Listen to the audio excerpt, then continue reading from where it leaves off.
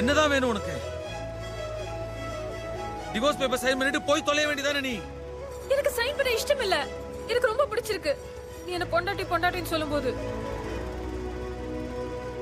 அப்ப சஜ்ஜாத் அவன் என் புருஷன் இல்லையே.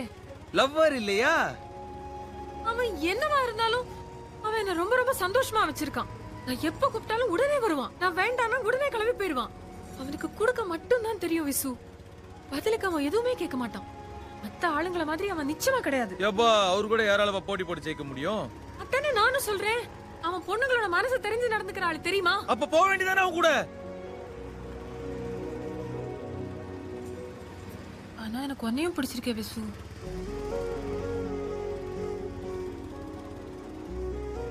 இந்த மேட்டர் சஜ்ஜாத்துக்கு தெரியுமா? விசு அது எப்படின்னே தெரியல. அவனுக்கு எல்லா விஷயமும் தெரிஞ்சிருக்கு இல்லையா? பின்னலாம அப்ப உனக்கு ஹஸ்பண்டும் வேணும் லவ்வரும் வேணும். இவ்ளோ பெரிய நாட்டுல ஒரே ஒரு தடவை ஒரு பொண்ணுக்கு 2 பேரும் கிடைச்சிட்டா என்ன பிரச்சனை ஆயிட போகுது? அந்த ஒரு பொண்ணு ஏன் தலையில நீ எழுதி இருக்கு. இப்ப வந்துட்டா என்ன பண்ண முடியும்? விசு இதுல உனக்கு என்ன பிரச்சனை? அவன் இது வரைக்கும் என்ன தொட்டது கூட இல்ல தெரியுமா?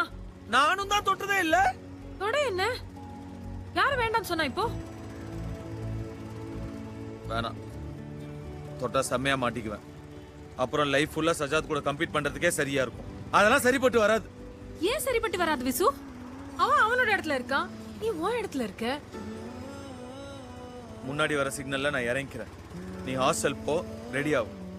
டிவோர்ஸ் ஆகுதோ இல்லையோ நீ கிளம்புறது தான் கரெக்ட். விசு நான் சொல்ல என்ன சொன்ன நீ?